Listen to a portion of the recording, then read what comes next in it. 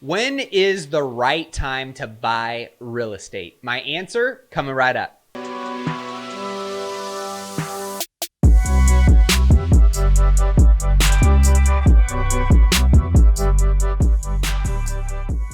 What's going on, guys? Matty A here. As a real estate investor and agent over the last decade, I've bought hundreds of houses to flip and hold in my rental portfolio. I've worked with families buying their first house or their next house, real estate investors buying that first passive income property. And the number one question that I am asked, everybody wants that crystal ball.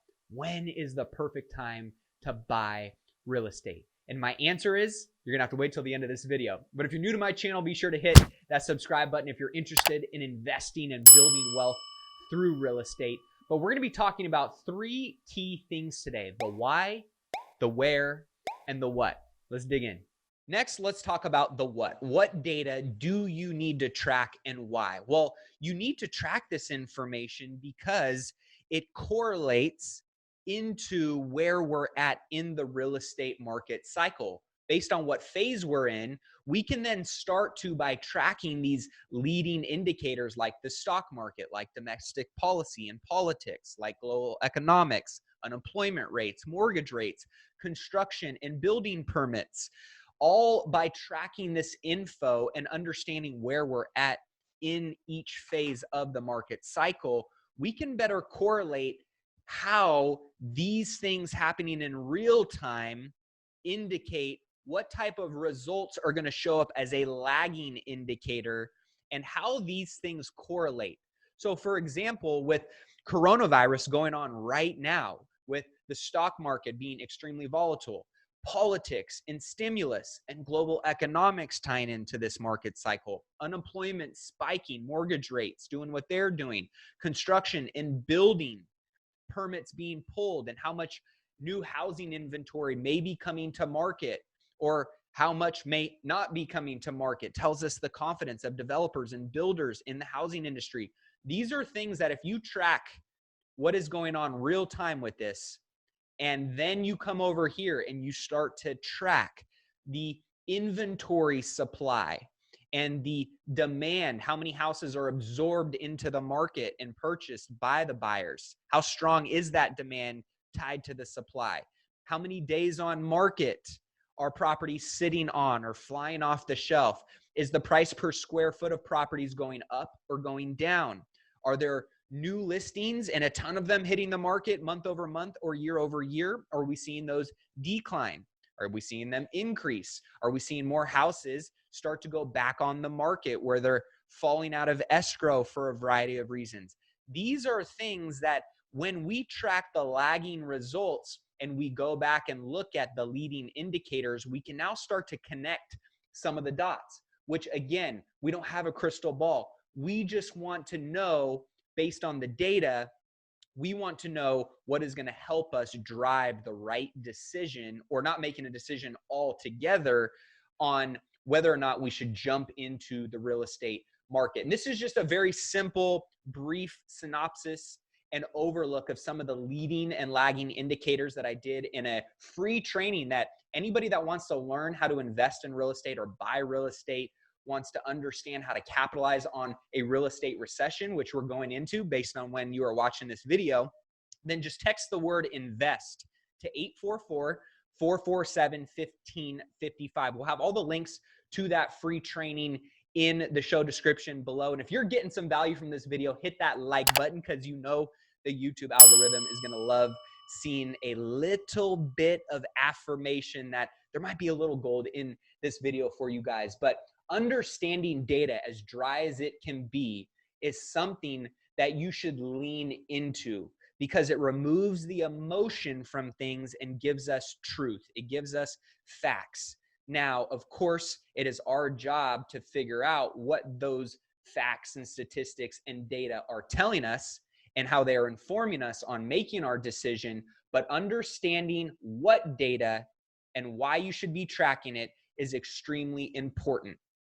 So before we move on to the next section, you might be wondering, well, what is the data rule of thumb or metrics we should be keeping an eye out for, Matt, in order to know whether or not it is a good time to buy?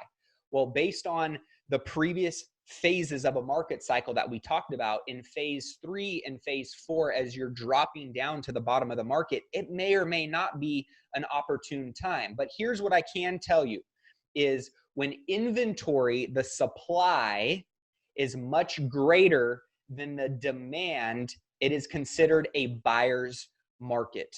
That means that you as a buyer have more leverage, have more negotiating power. When days on market are continuing to creep up and sellers are watching their house sit on the market for month after month, as we start to see price per square foot go down and we're seeing prices start to settle a little bit, when we see more and more new listings come on the market, more properties that were in contract fall out of contract, it is going to be a buyer's market that gives you the ability to negotiate the best deal that makes sense for you. So paying attention to a very simple supply and demand curve when we are talking about real estate economics will be a great indicator as to whether or not getting in the market right now meets and aligns with your goals.